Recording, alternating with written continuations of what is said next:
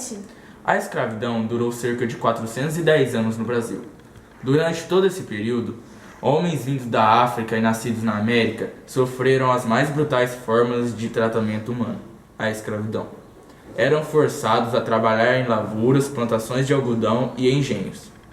Em 4 de setembro de 1850, com a Lei de Eusébio de Queiroz, lei que proibiu o tráfico negreiro, é que iniciou-se os debates abolicionistas no Brasil. Na realidade, a lei foi criada após pressões da Inglaterra e buscou preservar a imagem do Brasil no exterior.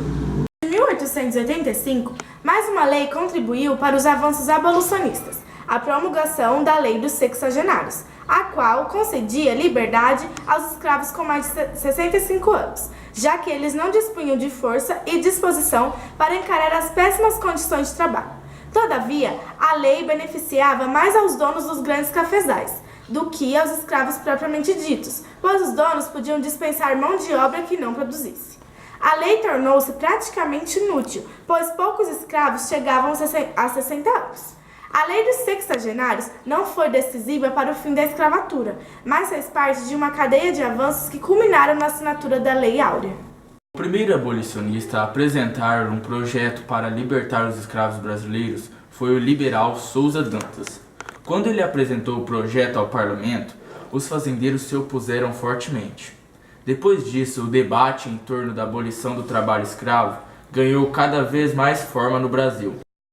Por vários meses, os deputados debateram medidas até que em 28 de setembro de 1871, o Senado aprovou a Lei do Ventre Livre. Essa lei concedeu liberdade aos escravos nascidos no Brasil após sua promulgação. Os filhos de escravos tinham duas opções: poderiam ficar com seus senhores até atingir a maioridade, que era 21 anos, ou serem entregues ao governo para arriscar a sorte na vida. Ela representou mais um passo na escala rumo à libertação de todos os negros utilizados como mão de obra escrava no país. Mas essa lei não gerou grandes mudanças na economia ou na sociedade, pois, quando o indivíduo atingia a maioridade, estava totalmente endividado com os senhores que investiram em seus cuidados e, para pagar essas dívidas, os libertos tinham que prestar serviços gratuitos para quitar as contas, voltando a ser escravo. Por outro lado, a lei aumentou o índice de mortalidade infantil no Brasil por conta do descaso com os recém-nascidos por parte dos senhores. Muitos movimentos políticos surgiram no mundo todo, tornando-se a abolição da escravatura uma forma de ativismo político. Portugal foi o primeiro país a decretar o abolicionismo da escravidão com liderança do primeiro-ministro reformista Marquês de Pombal. Nos Estados Unidos, o movimento abolicionista foi formado em 1830 e a posse de escravos foi permitida até o final da Guerra de Sucessão.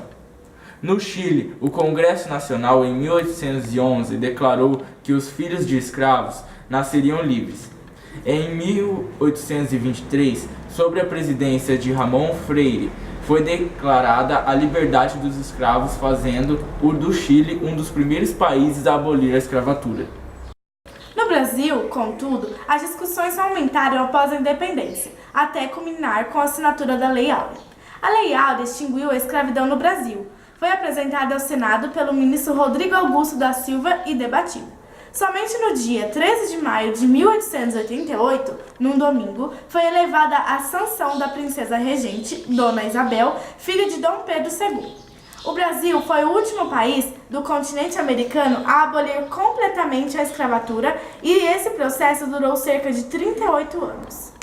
Foram libertados pela Lei Áurea aproximadamente 1 milhão de pessoas e o único senador do Império a votar contra o projeto de abolição da escravatura foi João Maurício Vanderlei. Essa foi mais uma edição do jornal Nossa História sobre a escravidão no Brasil. Eu sou o Éder. Eu sou a Ellen. E tenham todos uma boa noite e até a próxima semana.